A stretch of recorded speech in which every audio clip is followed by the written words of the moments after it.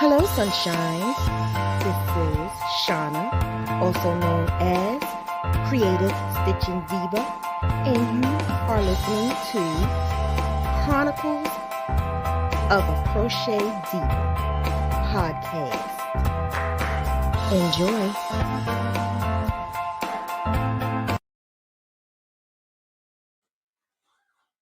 Hello. How art thou? I am back to do this podcast thing again. This is it's been like what, 2 weeks? I think it's been 2 weeks.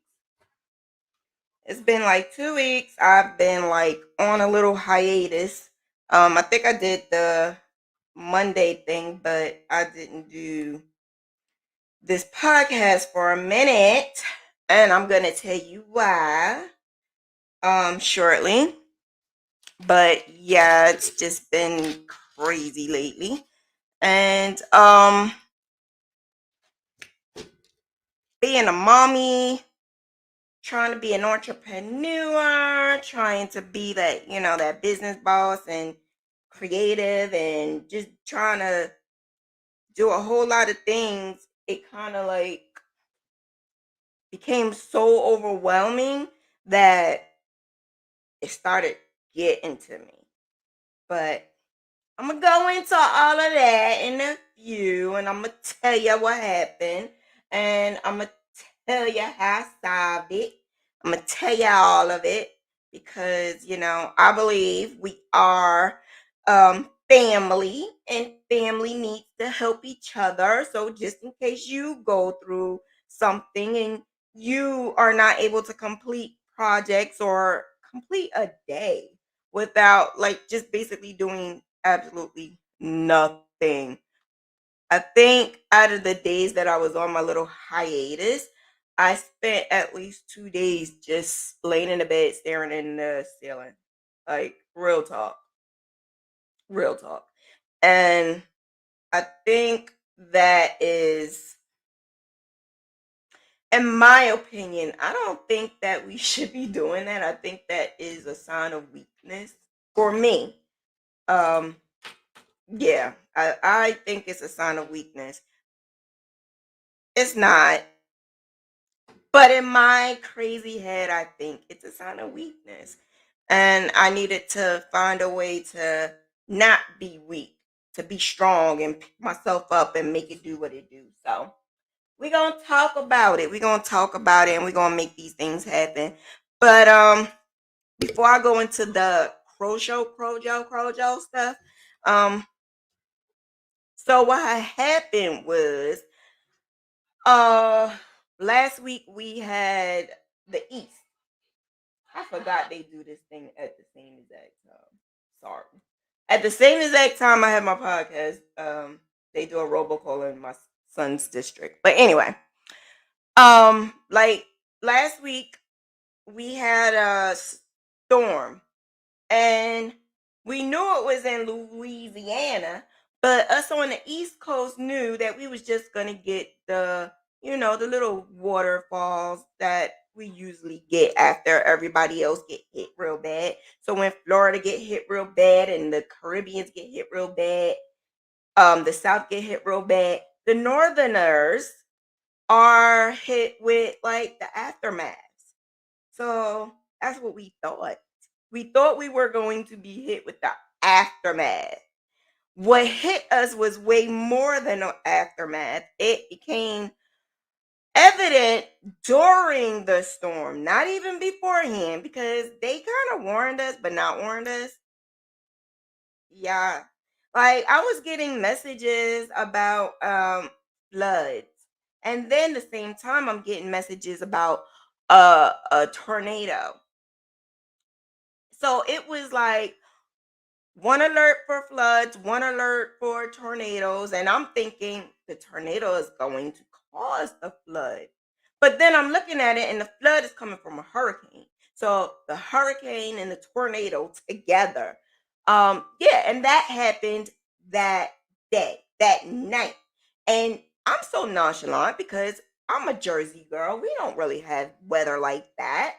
The last time we had real bad weather was Sandy, and we kind of knew it was coming, but we just didn't know it was gonna be that bad. I didn't think nothing of it. But this time I honestly was not prepared. I wasn't even thinking about it. I was very nonchalant. I even sent my kid out to go get food in his car. Like I was very nonchalant about it. And I know now I will never be nonchalant about a storm warning, anything ever again in my whole entire life here on this earth because I hit damage. Now, even with them saying that it was going to be this hurricane, tornado, blah, blah, blah, blah, I still was like, well, I'm on the third floor. I'm good. But you got this other message, you're getting a tornado. So I'm like, ooh, they said go down. But I'm in an apartment. So I'm like, I don't know what to do. Again, I was nonchalant. I was actually cracking up and laughing about it because I'm like, these people crazy. They're gonna tell us to stay on the top, then at the bottom, and they crazy. Okay, so either way, I kept saying I'm not worried about it because I'm not gonna get any floods. I'm on the third floor. I'm good. The that night it was not good. It was not good. It was not good.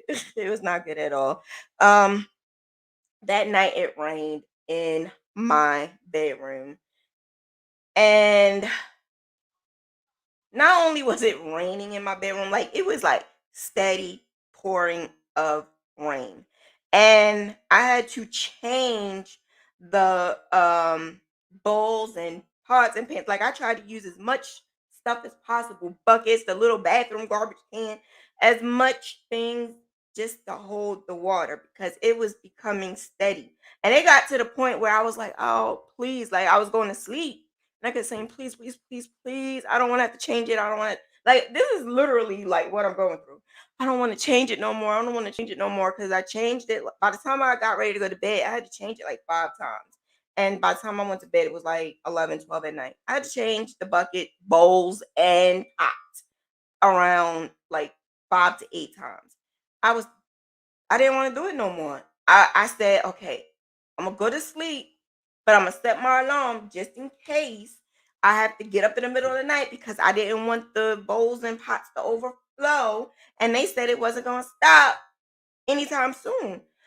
So I basically had no sleep that night. And then I woke up to go to the bathroom in like wee hours in the morning and I realized that the rain stopped. I'm like, whew, we good. I went to the bathroom and I almost fell. I slipped on a puddle of water. I'm like, hold up, hold up, hold up. Why am I slipping on water? I turn the light on and I see a puddle on the floor. Ugh, I cleaned it up. I had to use some towels. Oh, mind you, I had to take my sheets and my towels to clean up the water in my bathroom because it did overflow. It was actually it was way beyond my control. There was nothing else I could do.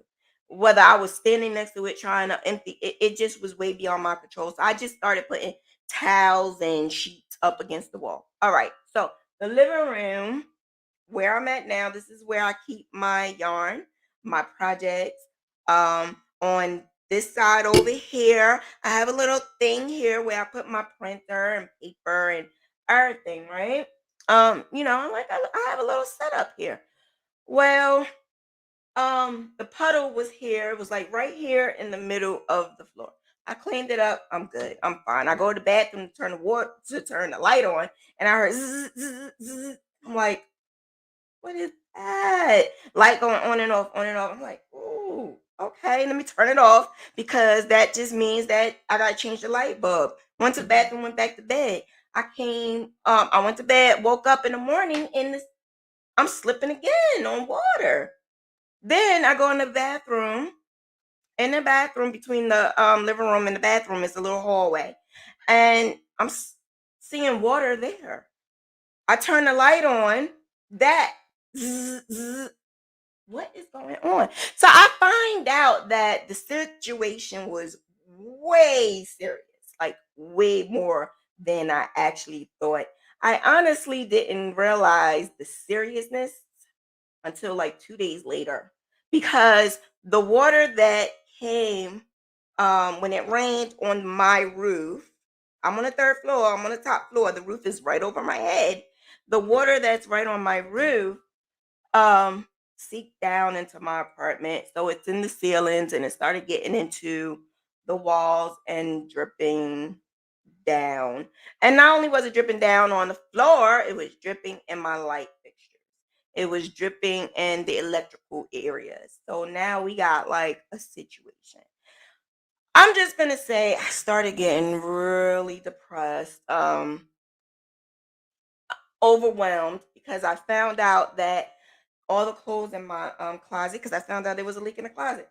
We had to throw away everything because the leak that was in the closet, I didn't even know anything about. So not only did it rain in there that whole night, it caused mildew, a smell, because I didn't find that out for like 2 days later because I went out, came back, and I smelled this water mildew smell.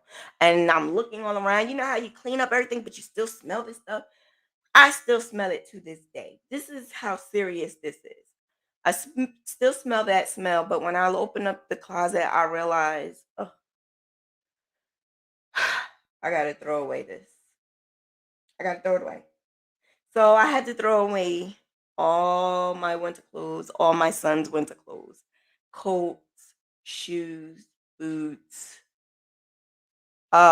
He just so happened to have his uniforms in there for the school year. The school didn't even start yet at that time. School, um, I had to get him new uniforms. It started becoming a little depressing. And yarn.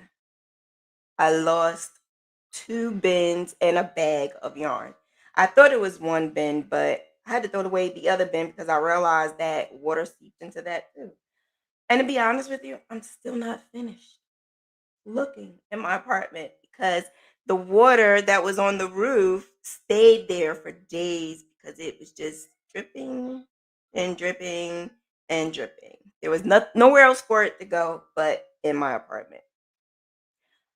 I asked my neighbor, "Did you have this issue?" He was like, he had the issue in his bedroom, which is basically landlord's issue because they put in new windows and they didn't do it a proper way. So it rained in my building, which is me and my neighbor, and the next building, and those two at the top. It rained in all of ours. So that's a landlord issue. Yes. The ceiling, landlord issue. But I'm like, okay, this is from this storm. So let me apply for FEMA. At that time, FEMA was not doing anything for Hudson County because I'm in Hudson County in New Jersey. But then the next day they put us on because they realized there was people downtown in boats. There was people downtown that they had water like up to their knees. So the situation was very, very, very dire. A couple of schools were damaged, houses, basements. My crochet mentor, her whole basement was messed up. She got to get rid of her yarn. It was a horrible, horrible thing. Like yarn that I just had waiting for projects. I had to throw away. And my printer. I had to throw away my printer.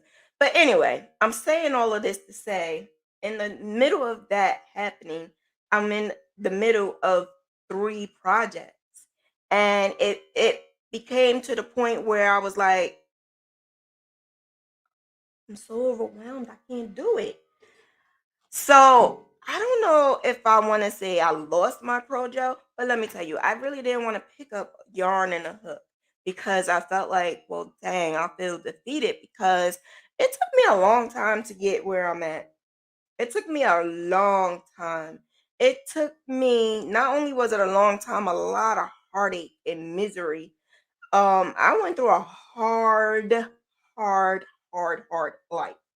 Okay? Hard.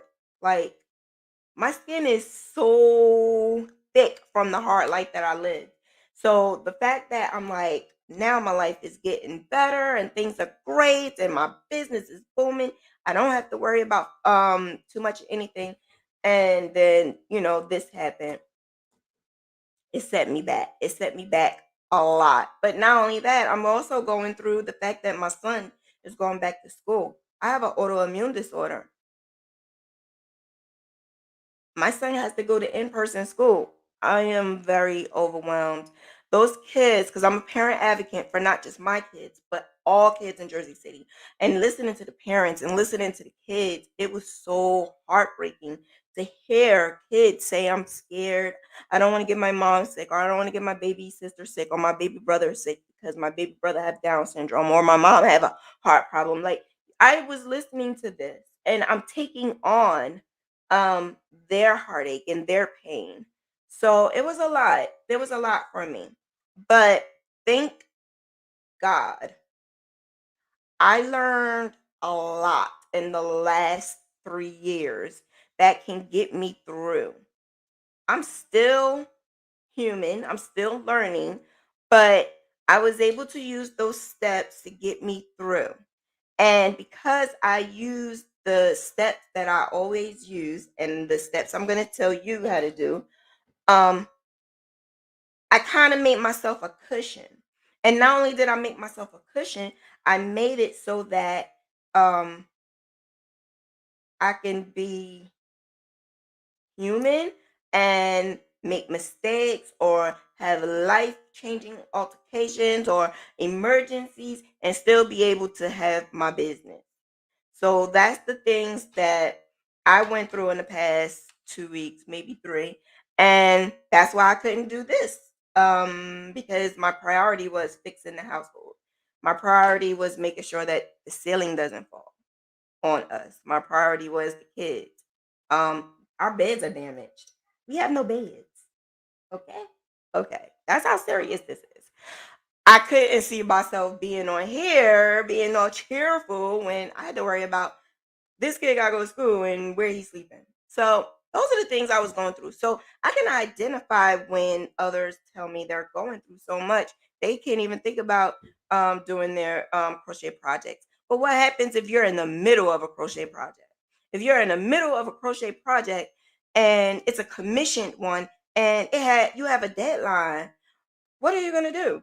I came I became more active in finding um resolutions and things like years ago when I realized I had this autoimmune disorder. There's times that I'm gonna be in pain. There's times that I'm not gonna be able to crochet. So my business installed these things.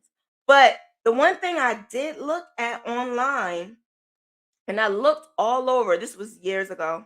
Because I do have a video on restoring your Crojo. But when I did the research for it, I was trying to find what makes you get into that Crojo. Why are we having the Crojo? There's no one telling me why I'm hitting that situation.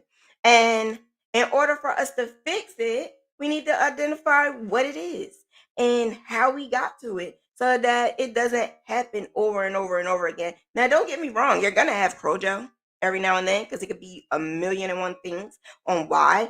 But if it's a deep, extreme emotional issue that you're going through and you need to cope through it, that's what I'm here to talk about because that's what I had to deal with. And to be honest with you, to this past 2 weeks was the very, very, very first time everything that I tried to prepare myself for came into effect. Everything all at once. Before it would happen like one at a time sporadically. No, everything came in effect the last 2 3 weeks. So, um, what we need to also understand is our life, our our daily activities. It does put a effect on our business. So the best thing to do is to make sure that your daily activities is as healthy as possible. And that's why I decided to do a little life change. And I didn't want to do it overnight. I wanted to take my time. I didn't want to just stop everything and do everything cold turkey. I wanted to learn these patterns. And I had the best therapist ever, the best coach ever. I have a life coach, a life a purpose coach. Like I surrounded myself with people who have purposes. And this is how I was able to fix my situation and still have a smile on my face and keep it moving. Because don't get me wrong, I cried, I got emotional, but then when everybody kept saying, "Are you okay? Are you okay?" I kept saying, "I'm good. I'm wonderful. I'm wonderful." Even though I had tears in my eyes telling it, I'm wonderful. I'm wonderful. I'm wonderful. I'm good. I'm good. I'm good. I was able to get the support that I need, and some people, just came out of nowhere and just said, here's some food." Because to be honest with you, I can't cook in here now. I can't cook. We're eating out almost every day. It's a struggle, but we're overcoming and we are going to be perfect. We're going to be great. We're going to be great. But um yeah. Thank you, Cheryl. Thank you to my ladies of the Zooms. And I also want to thank my BLD sisters that kept calling. And I had one send me some towels and cloths, and like everybody was just so supportive. And it was the best thing ever. But the best surprise that I got out of all of this was I met Deisha. Yesterday, Deisha and Gail surprised me with yarn and a printer. And this was something that I was not expecting. She tricked me. But it was something that it actually made a smile on my face. She got me a printer and some yarn to help me out, and I appreciate you guys. That was like the best surprise ever because that was the first time I ever met Disha. And thank God we only like what I think she said 30-40 minutes apart from each other. So I could go to her and she can go to me. That's the best thing about the fiber artist world, right? We could help each other. I just wanted to thank you guys, Roslyn, like a demo out, like my Zoomies, like you guys are the best. I don't know how I would have got through it without you guys' help. So that I had to say. I don't care. I had to say that. But let me go into three categories, right? Three categories. So I I had this issue. I had a certain type of issue with not finishing my projects. I had a problem with it. So that's why I decided to do a little bit more Projo things and stuff like that. But I realized at analyzing the whole Projo thing, I realized there's three categories that you can identify. You could try to fix it and then restore your Crojo.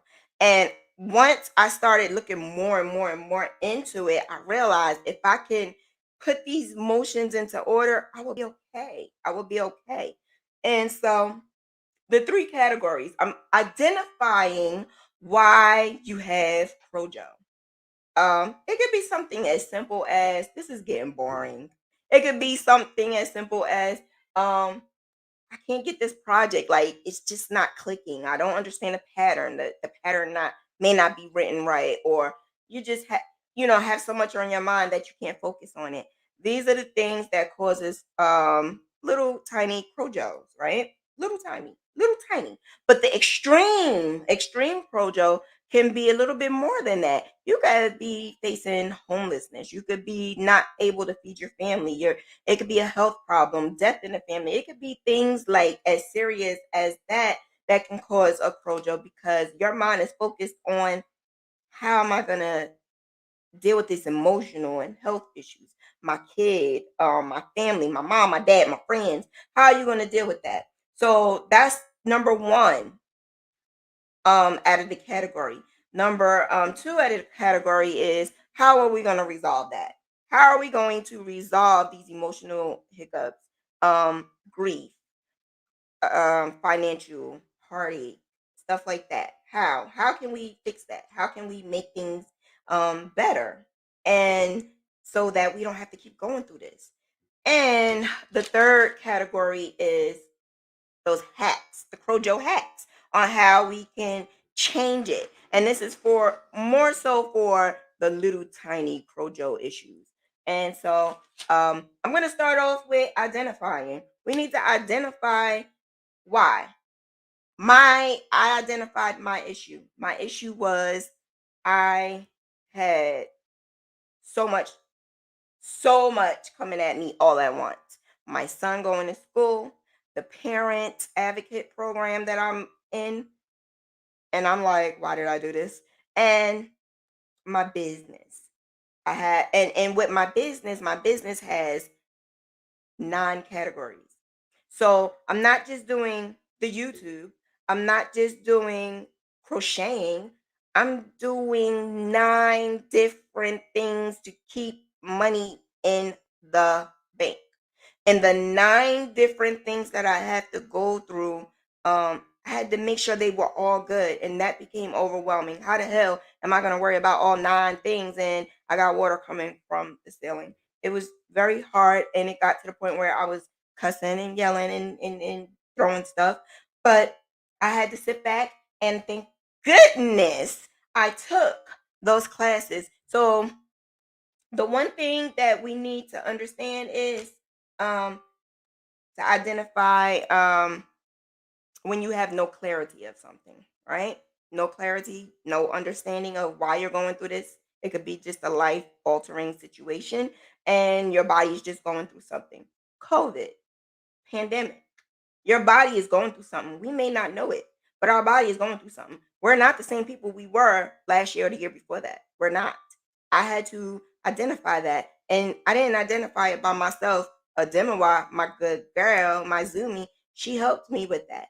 And I'm just gonna let you guys know. You don't have to if you don't want to, but Ademawa does tarot reading cards. And I commissioned her to do it, and she helped me a whole lot. So if you want information on that, let me know. I'll hit you with that. If you don't, it's fine. It's okay. Some people believe in it, some people don't. It helped me. Um, Being overwhelmed, I identified that I'm overwhelmed with everything that's going on. Depressed, I was not depressed, I was just upset. But that's something you guys may be going through. You may be just upset and depressed and mad, and it's just so many different emotions that's going to cloud your brain. And stressed out. Procrastination is my biggest number one thing ever, hands down. Pisces procrastination.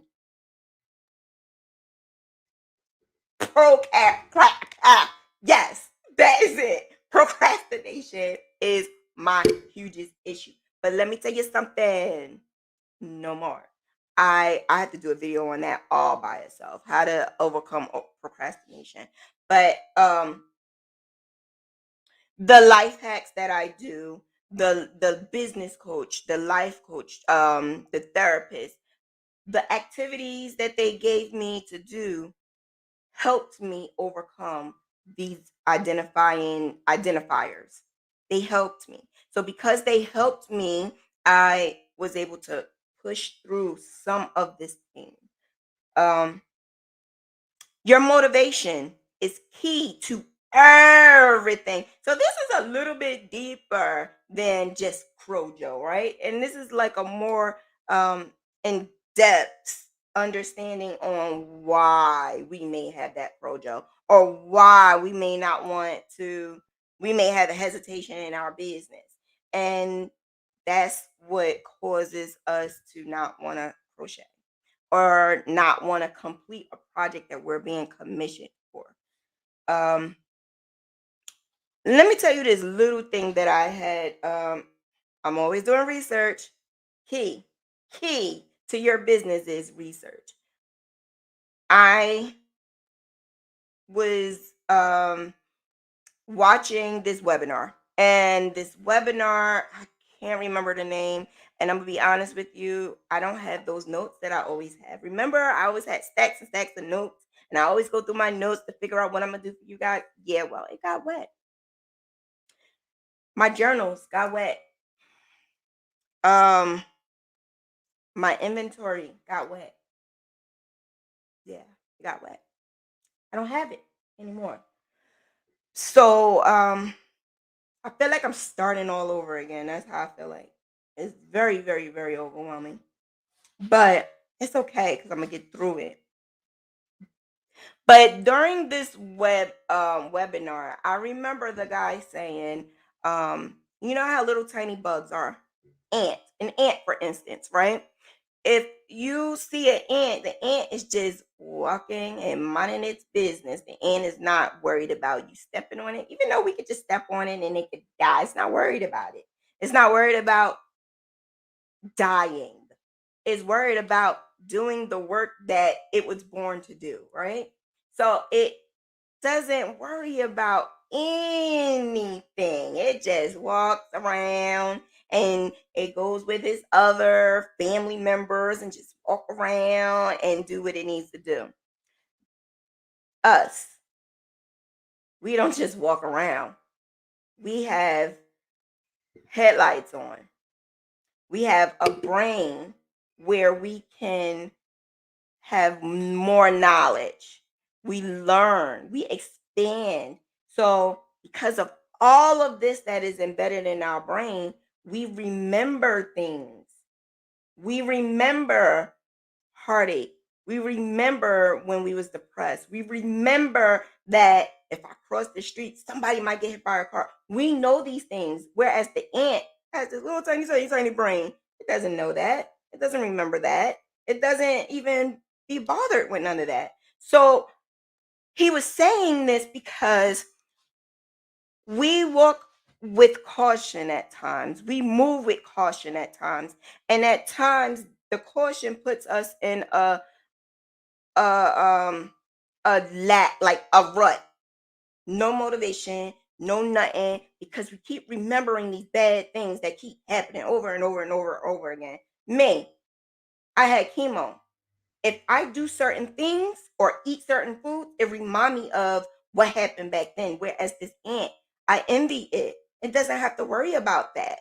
It doesn't have to worry about getting sick. Even if it did get sick, even if I might step on it a little bit. Poor little fella, like the little leg might fall off, but it's still gonna keep going, it's still gonna keep moving.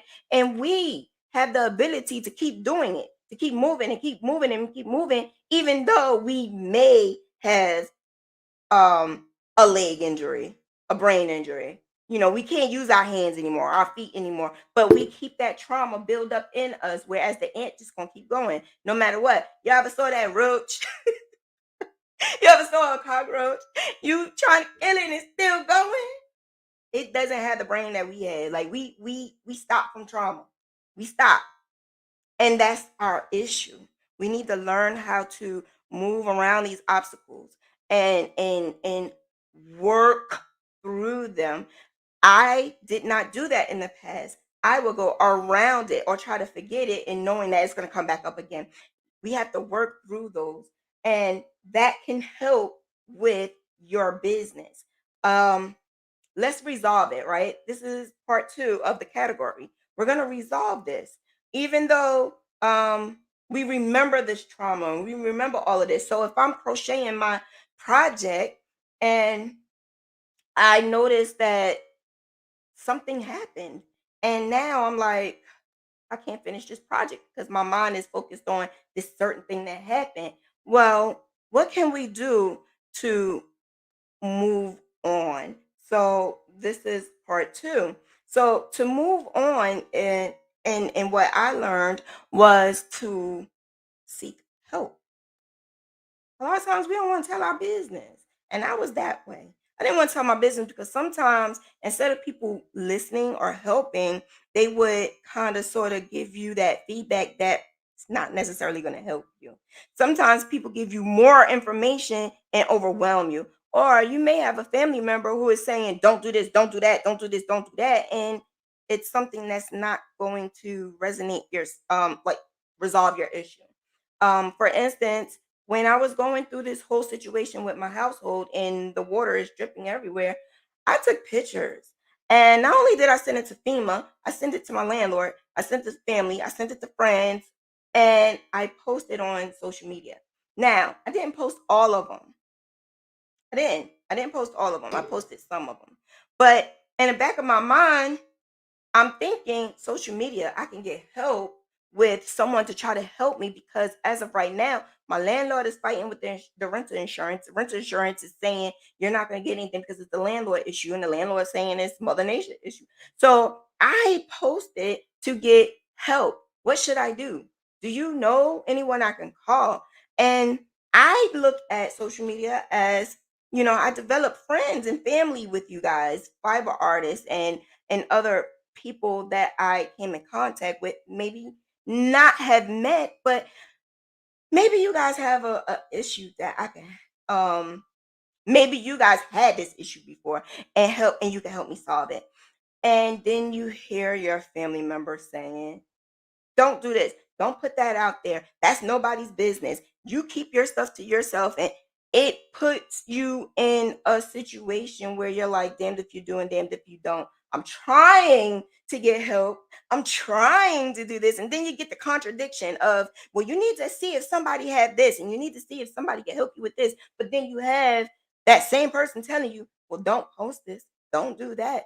So maybe I should send it privately. I don't know, because at this point in time, I just want my house to be the way it's supposed to be. I'm paying my rent on time. I want it to be livable. So how can I resolve that? I spoke to friends. I posted because deep down inside, I needed to post it. Deep down inside, I needed to express my feelings, vent about it, talk about it. Friends, family, whoever will listen. I did it because I felt like I needed an out. Because if I kept that all in and didn't say absolutely anything, and the blessings that people was trying to help me with, I would have never got none of that. To be honest with you, we would have been really in a bad situation with no food, no nothing. And if I didn't do that, that's another story. Um, Try something new.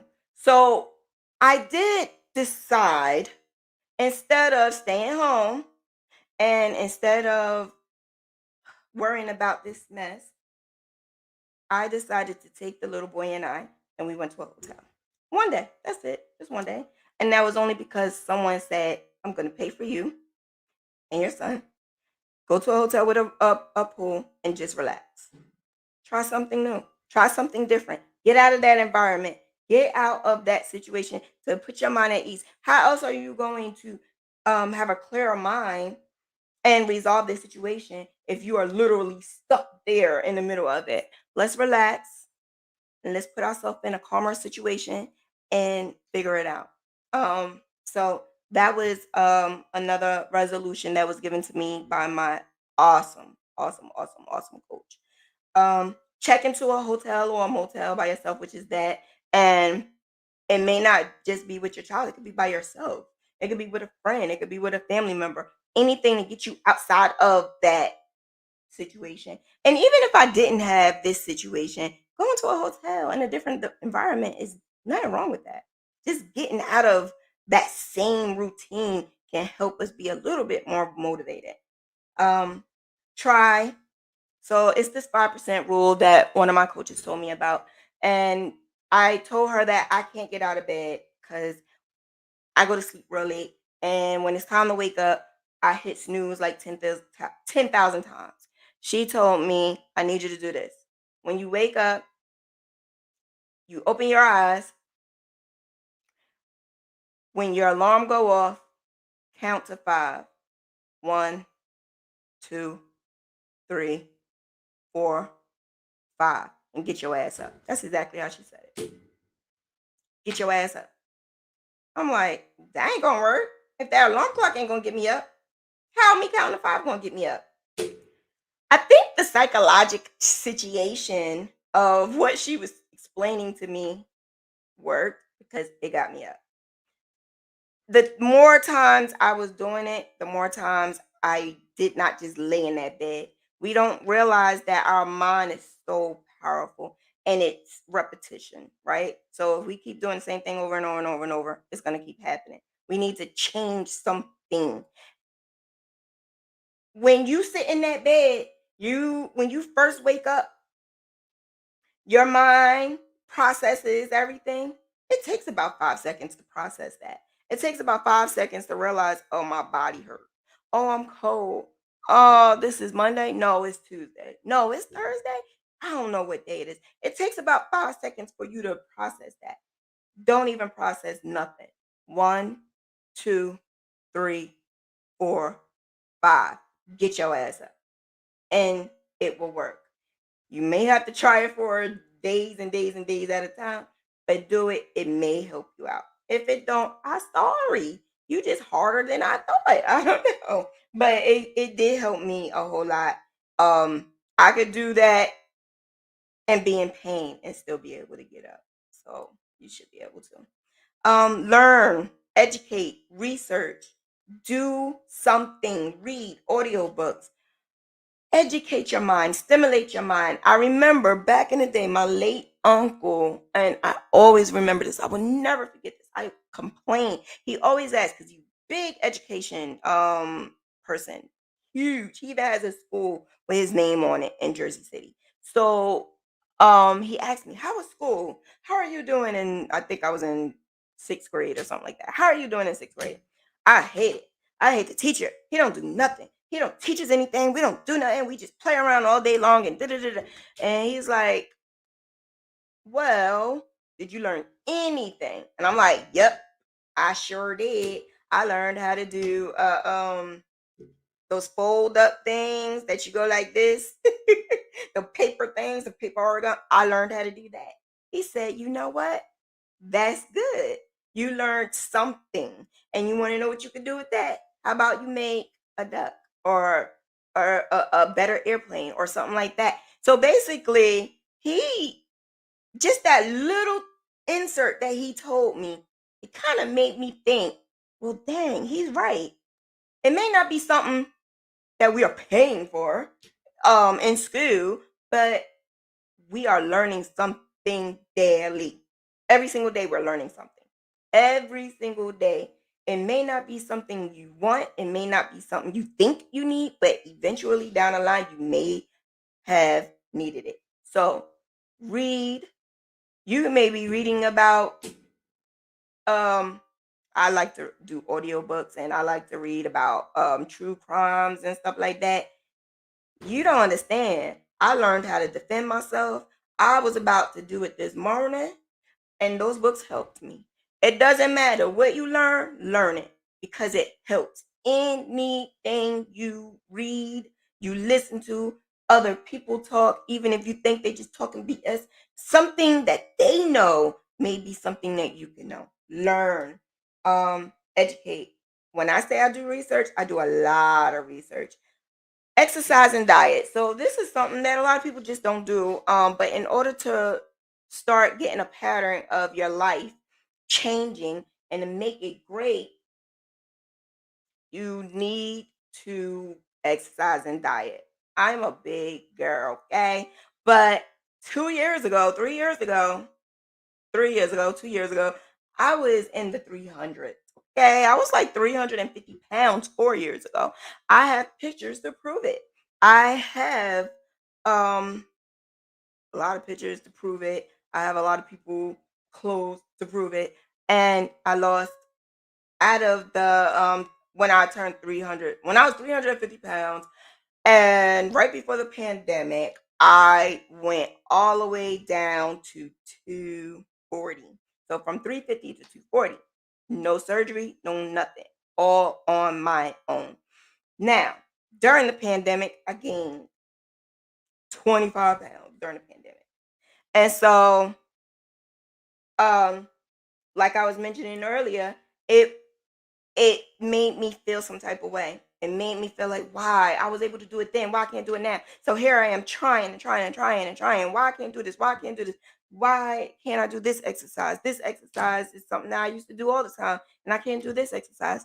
And it's because we are different people. I actually had coronavirus. It changed me. It changed the way I breathe. It changed the way I feel. It changed a lot about me. Not only that, I'm a year older. So these are the things I have to adjust to. I have to adjust to being older. I have to adjust to this autoimmune disorder because my autoimmune disorder progressed during the pandemic.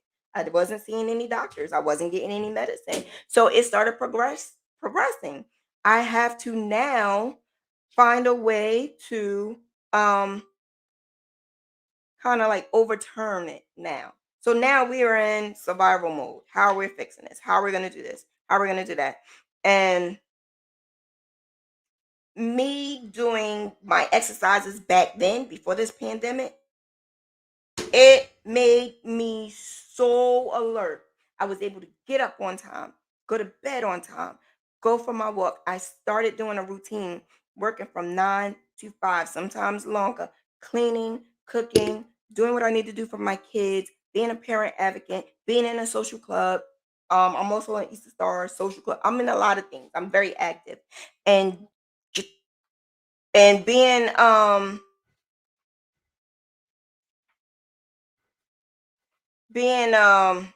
I don't like when you do that. Being a mom and an entrepreneur, you need to have the energy. You need to have the motivation. You need to have the drive. And you it's no ifs, ands, or buts about it. You have to have it. There's no ifs, ands, or buts about it. I tried it that way without that. I tried it the 350-pound way. I tried it the way where I was drinking sodas and stuff all the day. It was not working. I was lazy. I didn't want to do anything. I wasn't motivated. I just felt like, but once I started drinking nothing but water, 'cause y'all know I always have my water. Once I started drinking nothing but water, once I started doing walks, once I started exercising, changing some foods, changing this, changing that, my my motivation was better. My health started improving. These are the things that help you with your business because with your business, you need to be motivated because you need to be ready when things happen. There's things that's going to happen. You need your mind clear, your body clear. One thing that I did know as a supplement was take your vitamins, but I got moringa, and that is from one of my Zoomies. She was eating it, never heard of it before. She had like the powder and she used the powder over her salad or something like that. But she told me where she got it from. A friend of hers grow it in her backyard. And when she used it, she told me it gives you energy, it helps with inflammation, and that's what RA is, inflammation. Like my hands is swelling down. Um, Moringa helps tremendously. Once I started taking my moringa in the morning, O to the M to the G, it gives me like a boost of energy so that now he's going to school. I walk him to his school and I walk. I have my Fitbit on and I at least try to do at least 2 to 3 miles a day. And I think that was like 8 to 12 steps on my Fitbit. And then I would prepare my dinner, come home, do some work on the computer, and cook. So basically, my day is structured. My day is a systematic thing, a routine. And if the routine is like discombobulated, I fall apart. Yeah, so meditation helps. I don't know how. I can't even talk about it. I don't know how to meditate, but it does help. Um, from what I heard, present yourself better. I have photos that I was gonna show, and then I decided not. I'm still not ready. I'm not ready. Not the big photos, not the 350-pound photos, but the photos of me looking like a hot ass mess. I took pictures looking a hot ass mess. Because I didn't know I looked a hot ass mess until I looked at it, and then I realized I was a hot ass mess. And those pictures motivate me because I look at them and I saw where I was then and I see where I'm at now. This is a different Shauna you guys are getting. You guys are not getting that past Shauna. Uh you're getting the Shauna that was before cancer. That's what you're getting right now. The Shauna before cancer was the youthful. I always wanted to get more knowledge and do things and be inspired and inspire others. That's the Shauna you're seeing now. And the Shauna in between was a really dead person. Dead. very, very, very dead. But I'm alive now. Um, an accountability partner, a coach, therapist, that'll help. And train your brain. So that's basically what I'm doing. I'm doing the training my brain. I'm training my brain to wake up and go for a walk, do this. I'm training my brain to expand. I'm getting older. And because I had chemo and I have fibromyalgia and I have a family history of Alzheimer's, my brain at times is foggy. And sometimes I forget things. So I try to keep my brain stimulated by bringing knowledge into it and continuously reading all the time. Even if it's audiobooks, I would listen to an audiobook and I would just crochet. I also watch a lot of documentaries. I fuel my brain a lot, a lot. So that's how I'm able to do this. This is how I'm able to express the things that happened, and it changed me for the better. I'm not $1 million richer, but I am happier. So the richer is not even financially, it's more so of a richer in life, abundantly, a richer in my brain, my stimulation, and it trickles off into my kids because every single person that encounter my kids say nothing but great things. So your kids watch you. I didn't realize that, but they watch you. So whatever you do, you have kids, it trickles down to them. Whatever you do, whatever you say, it trickles down to them. Me just saying to my youngest one, the one that just I was about to like, yeah, he can, yeah. When he was a baby, I used to always say, "Good morning, Prince. Good morning, handsome. Good morning, good morning, good morning, good afternoon. You're so handsome." I said that all day, every day to him, to the point where now he's 12 and he comes in my room. He's been doing this since he was about 10, though. He'll come in my room and "How are you? Good morning. You're so beautiful." He'll say stuff like that after I finish my live. How was your live? How was your day? How was and these are the things that we train our kids. I didn't even realize the kid was gonna do that. I just did it. So train your brain to do better, to do these things. And keep doing it like over and over and over because sometimes it may take a little longer. Um, rest. I don't get that. So I gotta train my brain to rest. Because I don't do that. I don't rest. I get very little sleep. I get tired at a certain point because of my full day. So like Monday through Friday, I'm tired at a certain time. But that Friday night until like Sunday morning, I tend to stay up till sometimes like 4 o'clock in the morning. Does it help me? Sometimes not, but it doesn't hurt. Doesn't hurt. But yeah. So that is the things that you could do to resolve those issues that can cause you to be to have crochet. The identifying, make sure you identify and actively move on it. When you do that, you can identify the issue and accept it. Don't be in denial, because I was in denial. I didn't think nothing was wrong with me. I didn't think I had no issues. I didn't think none of that. Let me tell you something.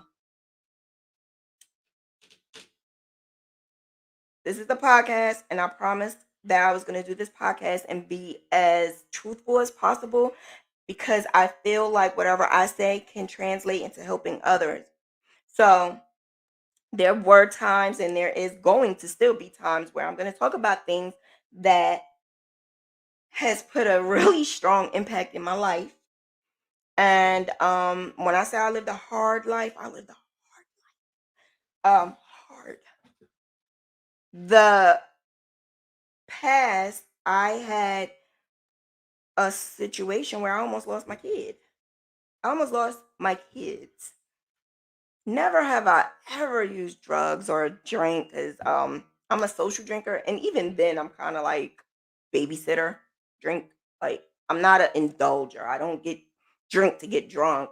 Um, I'm not a avid drug user. I don't like smoking. It's just I don't even like the smell because if you are around me, this is a smoke free household. You smoke in my house, you're getting up, and the smell just does something to me. Smoking, weed, and all of that, it just bothers me. But the one thing that is like my guilty, and I'm not gonna say pleasure because it's not a pleasure. It's more so of something that has helped, and that is edibles. Edibles. And the crazy thing is, I went through my life without anything stimulant.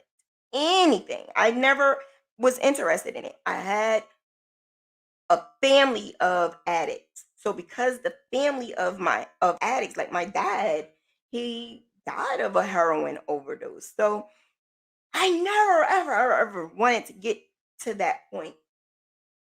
Never. Because they say anybody who had family members with addiction. Why I feel like I'm not saying it right. Anyway, um, when you have family who have those issues, substance abuse, you may be able to have substance abuse. It may be in you. I don't know how true that is. I just know I see a long family history of people who are on drugs, and it's like a continuous cycle because you have that addictive behavior. So I never wanted to put myself in that situation. I was very scary. Very scary. But the one thing that made me do what is it called? CBD. CBD was because I have chronic pain continuously. Chronic pain is what causes me to sometimes not be able to do my projects. Chronic pain causes me to miss family functions. Chronic pain causes me to like when I say 3 weeks, 2 to 3 weeks, it may have been more than that because I didn't do this Sunday for a good while because it was a week that I was in so much pain. Like I literally sat here and cried. I think after one of my lives, I don't know, I believe it was a Monday. I literally clicked end the live and my mom called me and she was talking to me and I just bust out crying. And this was literally after doing a live because I know how to mask my face. I know how to smile and act like I'm not in pain and stuff like that. I know how to do it. I'm a good actress when it comes to that, I guess. But that pain was so bad that I cried to my mom. And that's one thing my mom and my sisters always say about me is they don't know how I deal with pain. Like pain, I used to be able to go to doctors and they'd be like, "How are you dealing with this? Like, you're not even asking for medicine." That's how I deal with pain. I'm very pain tolerant. But that pain was bad. Like I could move and I ain't even gonna tell y'all what video that was because I don't want nobody to go back and look. But even if I did, like I was literally like moving a certain way because I would jump because the pain was just shooting out of everywhere.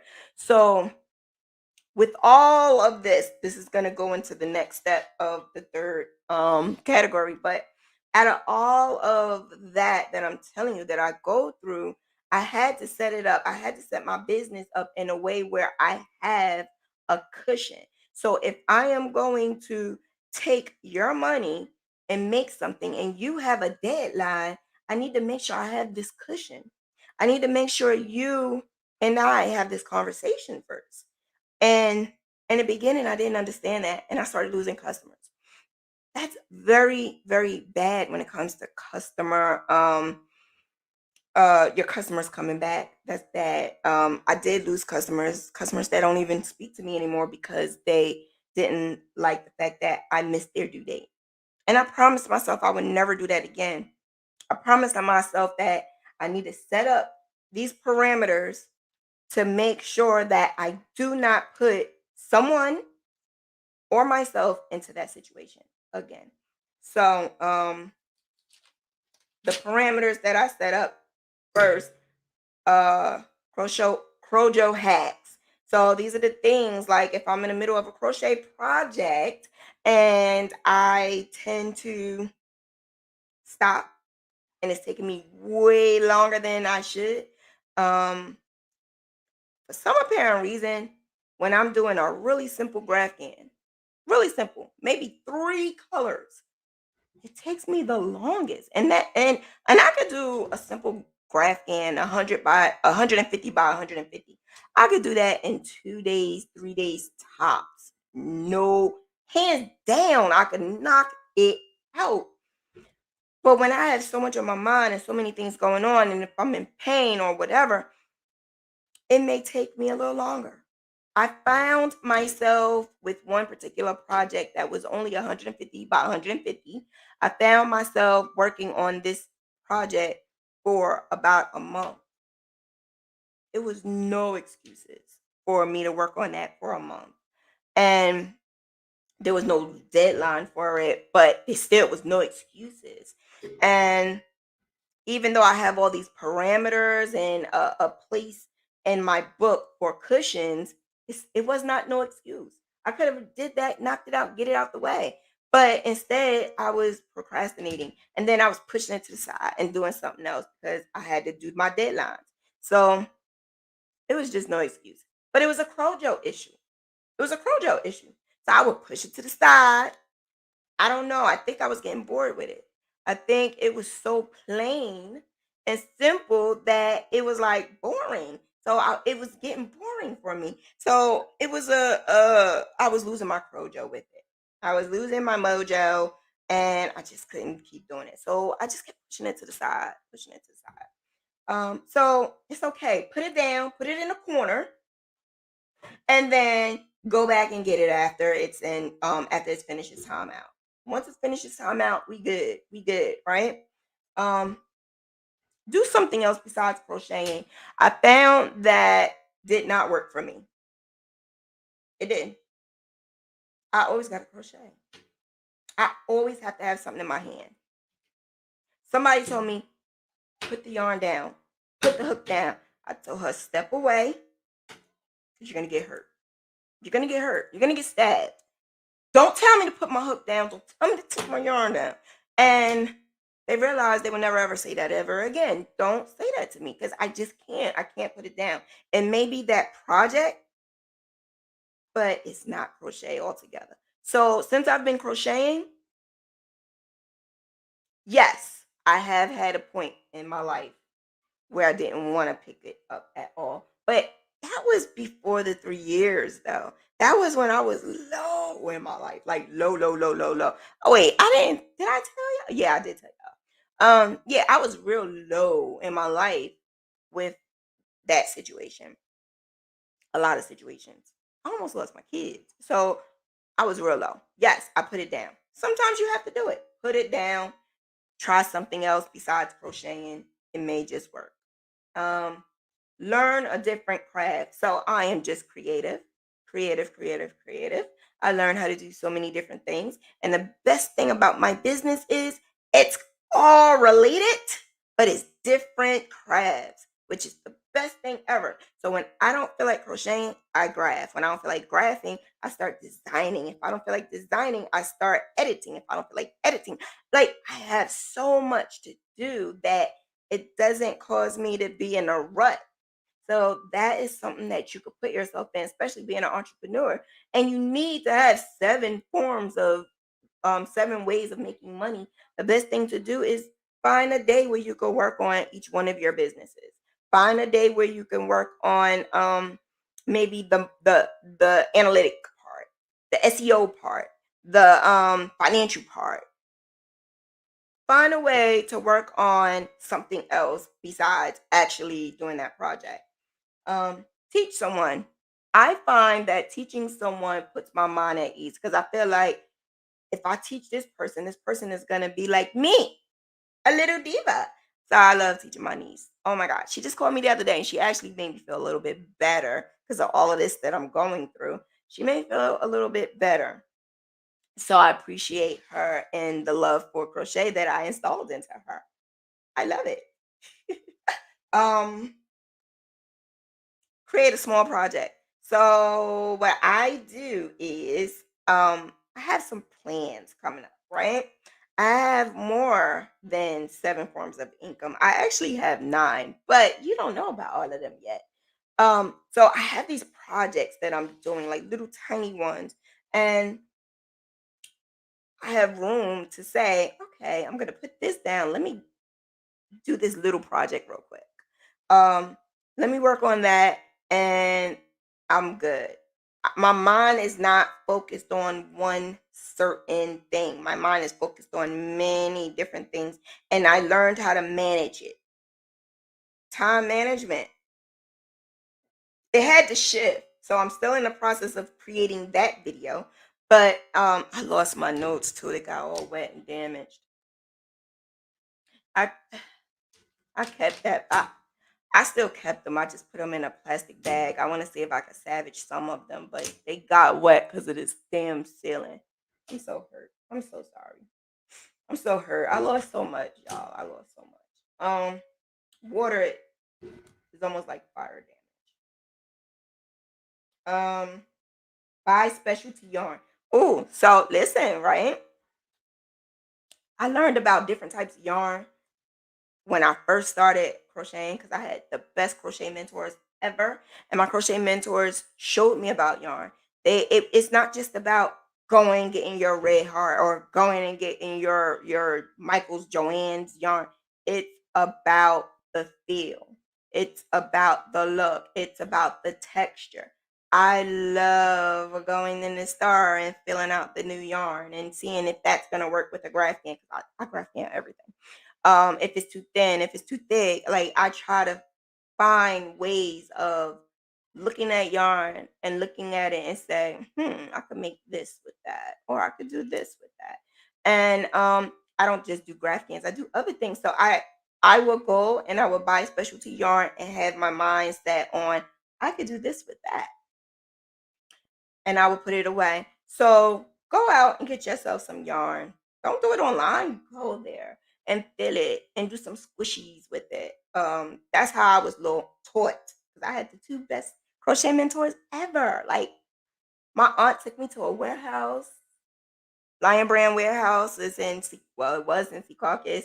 So I had the best of both worlds. And then my other crochet mentor, she would teach me about certain fibers and stuff like that. So these are the things that that crocheters that learn on their own, they don't really know anything about. Um, so that's why I do this. I do this to educate, be a mentor for you guys. If you're learning on your own and just going on random YouTube channels and just because when you're on YouTube channels, what are you doing? You're looking for something specific. You don't realize that I needed to know that because you don't know what you're looking for if you don't know it, right? So this is why I do this. Because my crochet mentors on point, both of them on point. I learned so much. Social media trend. Try a crochet related social media trend.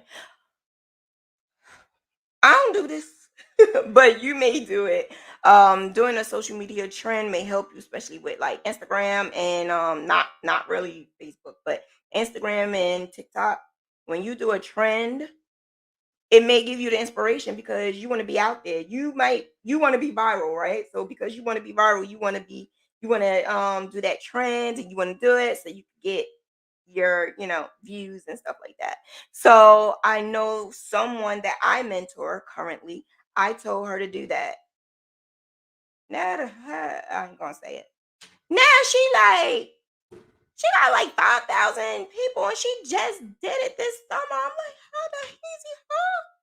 She did the damn thing though. She's doing it. She got a little TikTok and she out there. So I guess my little words of advice is helping. Um, get you a crochet mentor. Crochet mentors. I'm telling you, I had 2, and it was by accident. Me learning how to crochet was by accident, but I believe in things are aligned for you in your life. So the way that happened was a gift from God because I would not be doing this and I would not have met any of you. So I think that it was meant for me to not be a nurse anymore and do this. And that's another thing. I got a lot of people inboxing me. They didn't even respond to my Facebook post, but yes, I'm a nurse. Um, I was a nurse for like what 16 years before I became disabled, and yeah, I did some stuff. What did I do? Wouldn't you want to know? I did do pap smears, but I actually did way more than that. And I was an infertility counselor. So that's for those who asked, what did I do in my inbox? And I never answered you. Um, try a new and better hook. So I have two crochet mentors, right? The one thing that my crochet mentors did not educate me on is a better crochet hook. They never ever ever did that. They never I don't think it was an issue, maybe, or maybe they didn't think about it, or maybe they didn't know themselves. But I'm telling you, now it changed my life. A lot of people are cracking up about how the furrow crochet hooks and the clover crochet hooks on how expensive it is. Sometimes you really got to invest in yourself. That crochet hook saved my freaking life because I realized that because I crochet all the time and I'm always like knocking them out because I was doing like 4 to 5 um I was doing like 4 to 5. Oh, I'm sorry. I was doing like 4 to 5 blankets and stuff a month. And when you use the Susan Bates and the boy or just the regular like Wadink hooks, they're good. But it was something missing until my girl Gail Marge, if y'all don't know her, she good. Um Gail bought me my very first furrow hook. Furrow crochet hooks. I saw all over everybody saying, "What is this supposed to do? Crochet for you? What is this supposed to do?" Da-da-da-da-da. Like they are going in on the price. Okay. Now I'm not talking about streamline. I'm not talking about the wooden ones. I'm not talking about the acrylic ones. I'm talking about the Odyssey. The Odyssey hook. Do I have it? It's not by me. It's in my crochet bag in my room, and I'm not getting up. I didn't even think I was gonna say this, but yes, I did. It's right here. the the Furrow Odyssey. It has like a bulky handle, which is good because I have RA. I have autoimmune disorder, and it causes my hands, if you can see it, is numb and it's swollen. So the big handle helps me. So that helped a whole lot. But not only that, what they use on the actual hook, it does something to the yarn. Like it's no static. I did a I did a demonstration on it, but I never did it here on YouTube. I'm gonna do it again to demonstrate the reasons why. But it's preference, okay? It's the way you crochet, it's your tension. It does not mean that it may work for you. I'm just giving you options. It may not. My tension is very tight. I crochet really tight. So because I crochet really tight, the boy and the Susan Bates would always like snag. I always found myself like going like this because it kept snagging and I don't know if you ever had it, but it was like the static when the yarn rubs on the hook, it was like s- it just wasn't good. So the Odyssey changed my life. And then she discovered Clover because someone else was talking about Clover. And because that person said something about Clover hooks, Gail got Clover hooks. And then she bought me my first bag. Like Gail buys me my first a lot of stuff. Gail is the best crow sister ever. But Gail bought me my first furrow hook and my first um what is it? The pack. She bought me the whole pack, and y'all know that's like 70, $80. She bought me my whole entire first pack of clover. Armor hooks.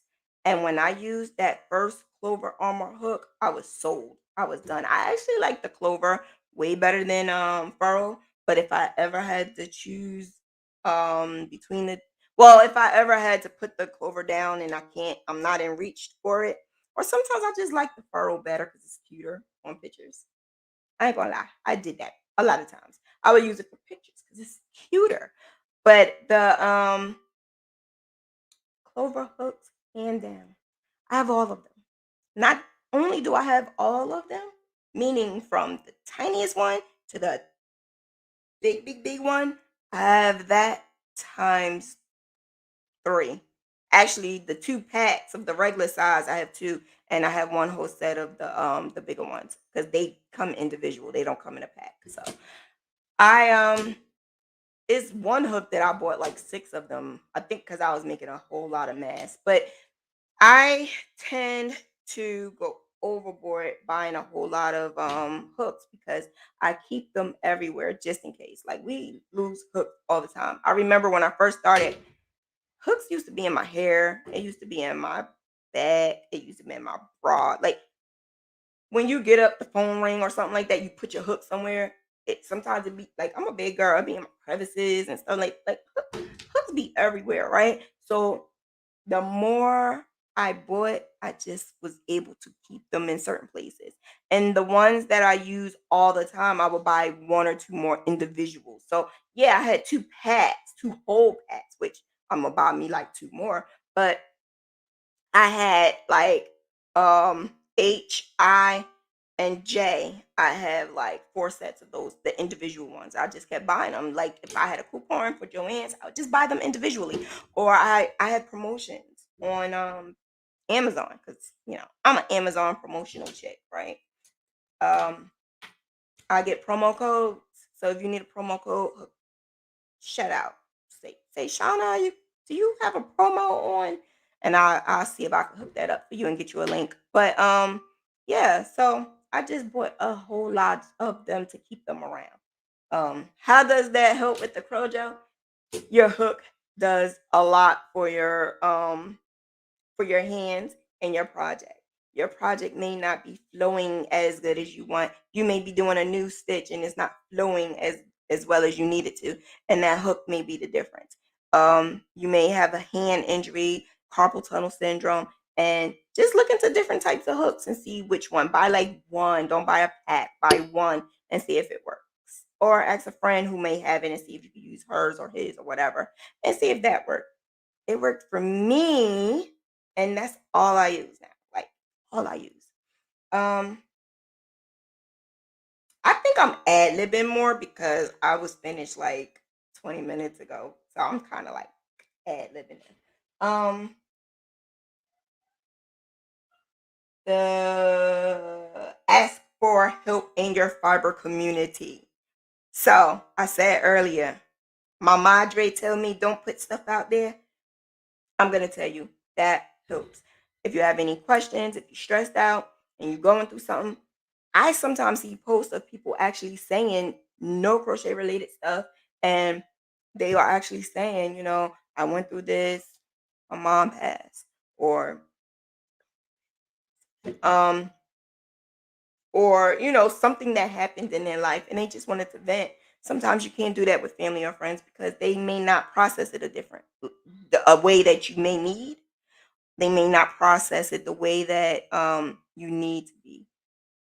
Because I'm not very very delicate. Like you could be really truthful to me, and I can take it.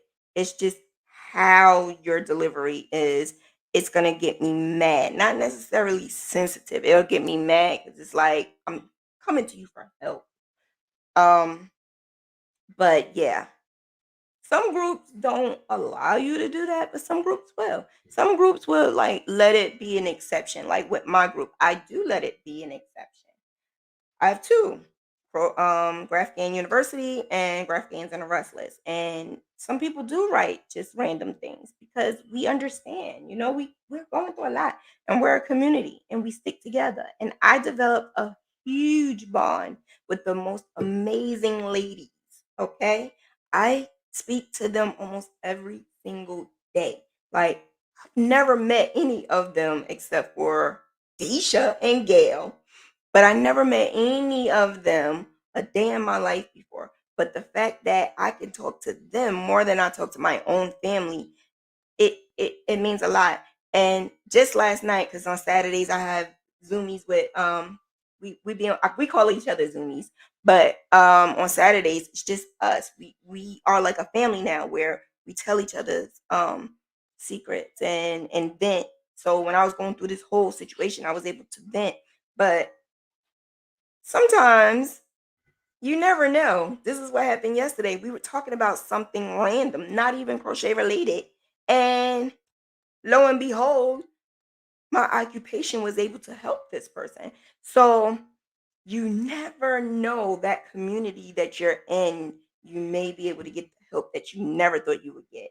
So talk. Like, we all are here for each other. And that's why I do this podcast. It's for us, it's for all of us to learn, to get stronger, to bond, to do all of that. So if you all have anything you want me to talk about or anything you want to vent, like, I'm here. I'm really here. And I can even do um a podcast on something that you want me to talk more about. And maybe something I spoke about before and you want me to elaborate more and you want me to do a podcast on it, I would do it. Just, edit it, the description, email me, hit me up on Messenger, whatever. I will do it. Just let me know. Um, Join a local crochet group or a virtual crochet group. Like I mentioned, the Zoomies every Saturday. Like, sometimes I rather sit here on Zoom and listen to my lady friends rather than go out. Call it like you want. I'd rather do it. And that's just that. So, maybe you will want to do that. Maybe you will want to start organizing like a little crocheting set or something like that. Or let's crochet and chill. And then you pick a day where you just want to do it, like maybe once a month, twice a month, like a book club. Instead of a book club, it's a crochet club, sharing different things and whatever. It may help. I found that the whole entire pandemic, it's been over a year now since I've been with them. They helped me tremendously, but not just mentally, but my business too. Like, my business is picking up because we all collaborate. We collaborate with each other. We talk with each other. We do things with each other. It's like the perfect relationship that you always want. That's what we have. Right, Zoomies? Because I know they watching. Um, Join a local crochet group. Um, I don't think I would join a crochet group here, even though that's how I learned. But now this whole pandemic happened, I don't want to be around people I don't know. But the Zoomies, yeah. Um, Talk to your customers. So, in a few, I'm about to go into the legit, like the process of what I do. But when you're going through a crojo and you feel like you really can't get out of it, talk to your customer, because the best transparency that you can be with them, the best they will understand. Because life definitely happens. There, every now and then, you may hit a person that just won't understand. Because I had one in my whole entire life, just one, and she did a whole lot of this, but when I bust my ass to finally get it done for her, and the crazy thing is I wasn't even late because she never gave me a day. Actually, the baby was due early. The baby was supposed to be due like January 19th. The baby came January 3rd. She cussed me out because it wasn't done. I actually said, literally like 3 weeks prior, I'm going to meet up with you that I think I said that first or second week in January. And actually that Saturday I was supposed to meet up with her. She never even gave me a chance because the baby came early and she snapped on me. That kind of wasn't my fault, but that's what made me start learning about the whole transparency thing and being honest with your customers. And I'm gonna go into that in a few. I think I got one more, two more. Yarn inventory or arrange. So when you're in your crojo, these are some hacks that I do. Start doing some inventory or rearranging your yarn. I think that's the best thing ever. I'd rather do that than my kitchen, my bathroom, or my bedroom. I'd rather do my yarn. It's like exciting to see all this yarn. And I don't have a lot anymore because I threw away 2 bins in a bag, but I guess I'll give it up. But if you guys want to donate, it's like a little money thing right there in the chat or in the description below. You got my things down there. Like, yeah, I'll take donations for yarn. I kept telling people no, but now I'm like, I'll take it. I don't care. All this past 2, 3 weeks, I kept saying, no, we're good. No, we're good. I'm beginning to say yes now. I didn't realize like a whole like 2 to 3 years worth of stuff gone in like from one day. Like one day. Change your setting. Like I mentioned previously, go to a hotel. I did that one time.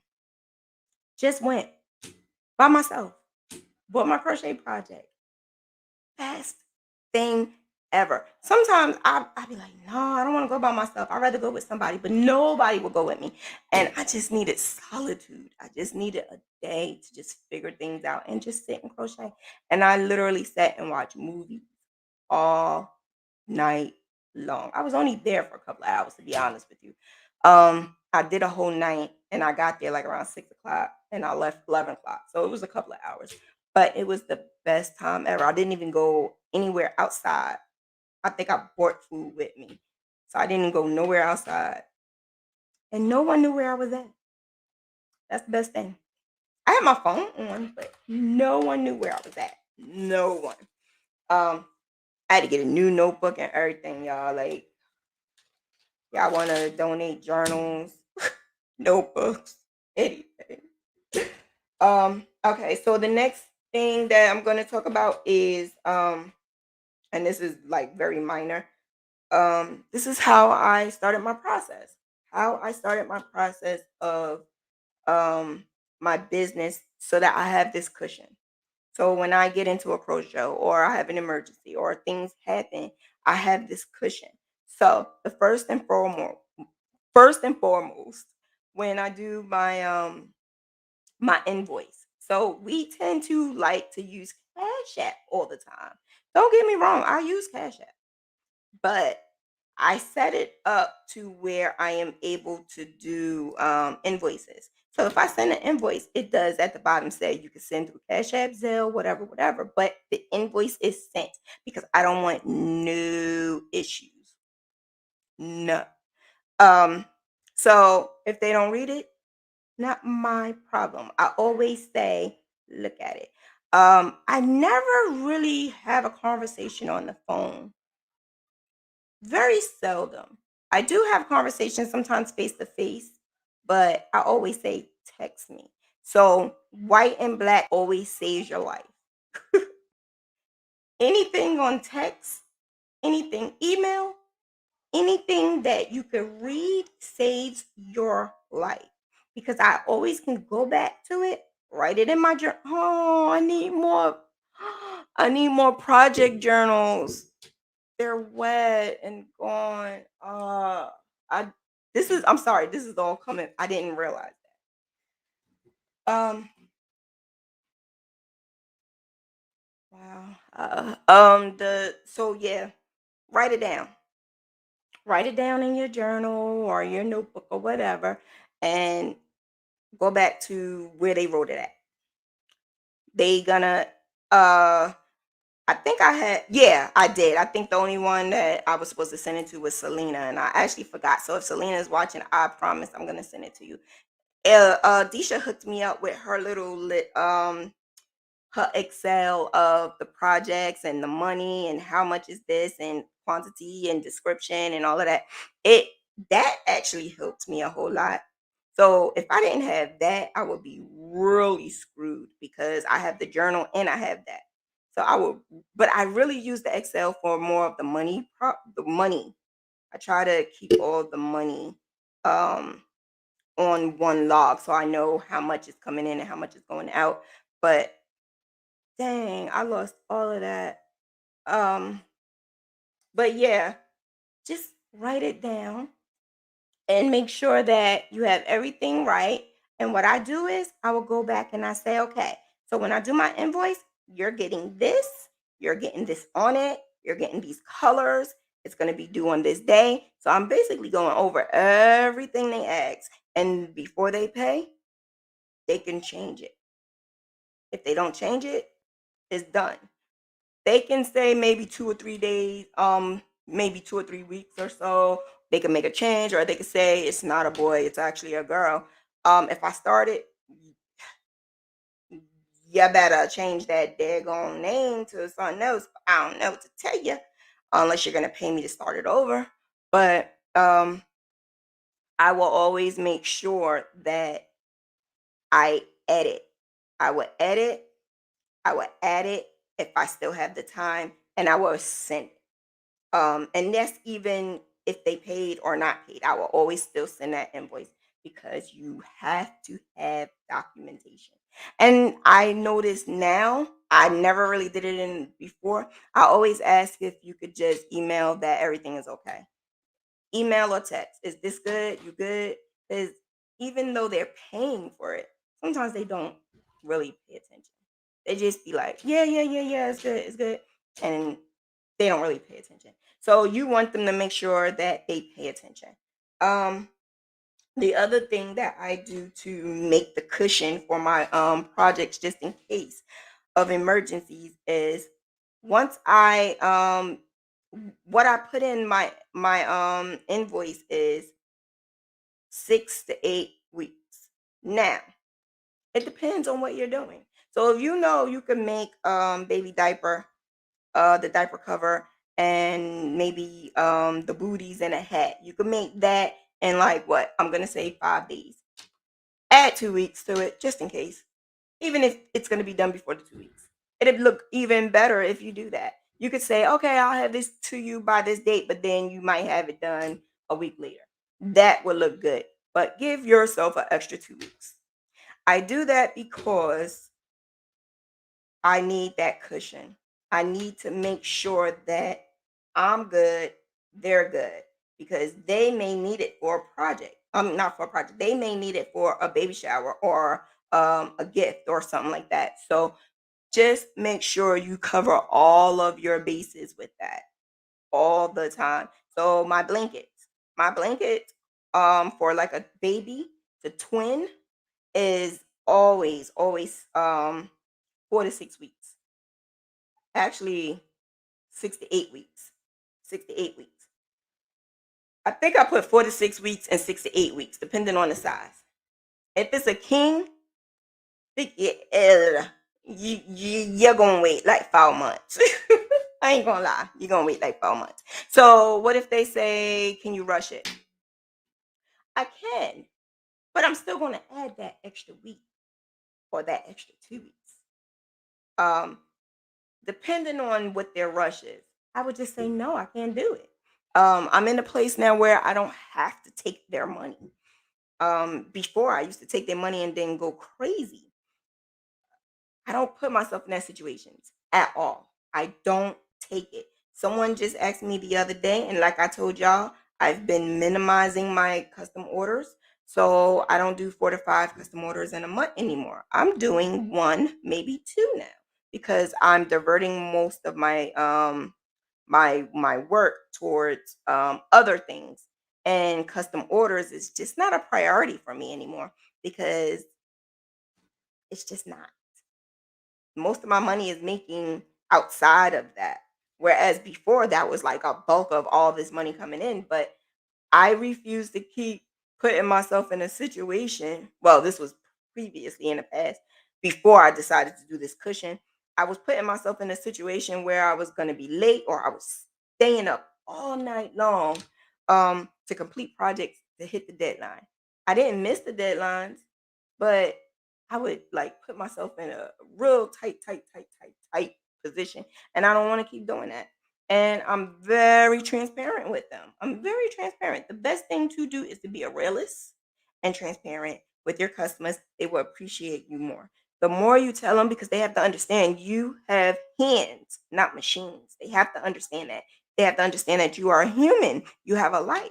You may have a family, you may have a full-time job. They have to understand that. And I have this dialect with them because they don't know that. They just think they see us pushing out stuff. So they're not realizing these things. So I would say, I'm gonna do it in 4 to 6 weeks, but you just have to understand, I do have a social media, a social club. I do have this, I do have that, and then I have my, sometimes I don't have to. Sometimes I just bring it up.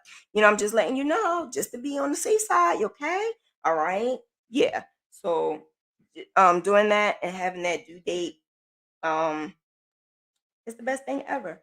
So another hack that I've done is making sure that the due date is not on the actual due date. I usually do it like 4 to 5 days before. So if they told me it's due on, if it's due um September 25th, if they need that project on that day, or if they need it for that next day, I will I would try to make it 4 to 5 days prior. So I would put in my book that is due on the 19th or 20th.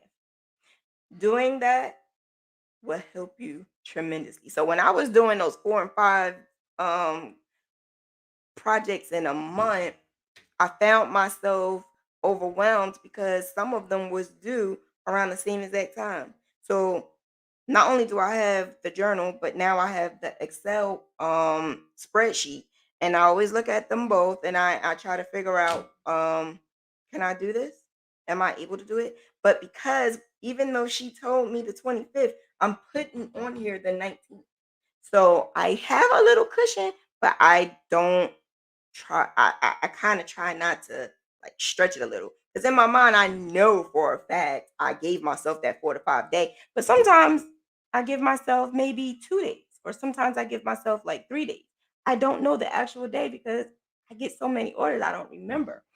So that's something that I do, so I don't know if I have 2 day cushion, 3 day cushion, or a 5 day cushion.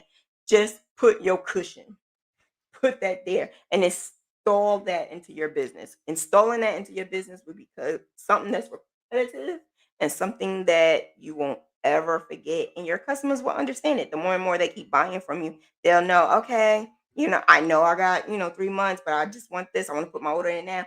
And Gail and I had developed a relationship with our customers to the point now where they'd be like, I just want my order in. I just want to put my order in. Whenever I get it, I get it. And they understand because we have this dialect with them. We talk with them. They know that we don't just sit home doing absolutely nothing. And they understand. So just have the dialect with them. Talk with them. It won't hurt. I think that's all of my hacks. I always make sure that so that if I do hit a crojo, and if I do hit an issue where I just can't crochet, I make sure that I have everything ready. So I have another project that's coming up. So what I did was I prepare for it. Now, not everybody have the perfect life that I do, but I have a crochet mentor that is my aunt, and she taught me how to crochet. So, being that she taught me how to crochet, I am going to utilize her. She starts my blankets. She starts my projects. So when you're doing your first, like the first 20 rolls of a blanket is like hell for me. I'm sorry. I don't like starting a blanket. I don't like the chains. I don't like counting. I don't like none of that. She does it for me. And so the one I'm doing now, once I mill it, I'm gonna go to her house and pick that up and send her the next project. It's a beautiful transaction. And all she asks for is feed. My other crochet mentor, when I told her that, she could not stop laughing. She was like, "You really pay her in food?" I really pay her in food. I buy her food. What's the problem? She likes to eat. So that's what she want. I'd be like, "You want yarn? You want this? You want that?" No.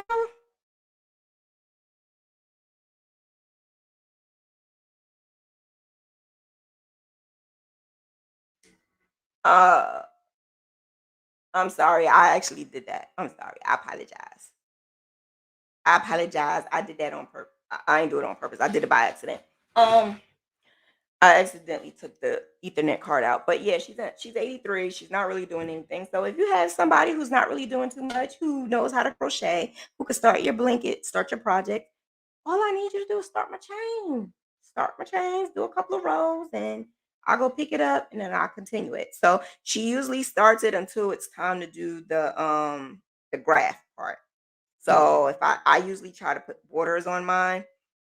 So I may have like a little border where it's like 6 colors, and then I start the graph. She would do that for me. She would start it off, and I just keep going. It's like the perfect situation ever. Like it's perfect for me. It's perfect. So that helps you with your project, and that just helps you so that you could be able to, okay, let me start this now. So if you have a Crojo situation going on, you'll be fine. You'll be all right. And that's just about it. Just make your cushion. Make sure that you put yourself in a situation so that if you do go through these issues, these problems, these things, that you have extra time. That's it. That's all you need. Just make sure you have extra time to do that, and you'll be fine. You'll be fine. You'll be all right. I've been doing it now for like 3 years, and it's been working very well for me. So it should work very well for you if you utilize it the right way. If you have any questions about it, don't hesitate to ask. Ask me. I can elaborate some more.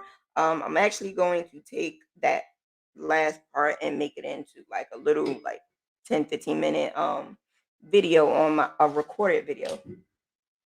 But yeah, so these are the things that you can try to help you with your Crojo. I try to do something a little bit deeper because when I was going through my Crojo, it wasn't as simple as what they was making it. They was just giving me ideas on what to do just to fill the void. But if I really just did not want to do any crochet, nothing, I needed to find out why, because this is something I love. I Once you identify the problem, you solve the problem, you fix the problem, and that's how you can move on. And so that's why I did it this way, because I figured let's identify the problem, conquer that problem, and let's move on.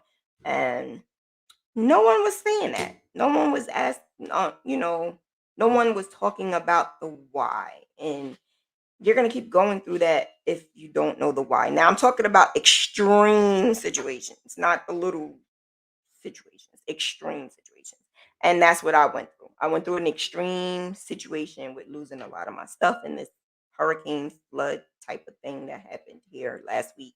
So, yeah. And before that, I was in chronic pain. So, my cushion is like narrowing down, but it's okay because I'll be finished tomorrow. But yeah, that's it. If any of you guys would like to be in our annual Grafgin, um, we call it Grafgin Football Fantasy. You don't even have to do anything with football. You don't have to like football. You don't have to watch football. The thing about it is, it's $15, and you can um get grabs if your team wins. You pick one team, and if your team wins, you automatically get that graph for that week. So we do it on weekly basis. We do it from Thursday to Monday because there's Thursday games, then you have the Sunday games and the Monday games. We would send the graphs out Tuesdays and Wednesdays, and you're good to go. We push y'all out to the next week.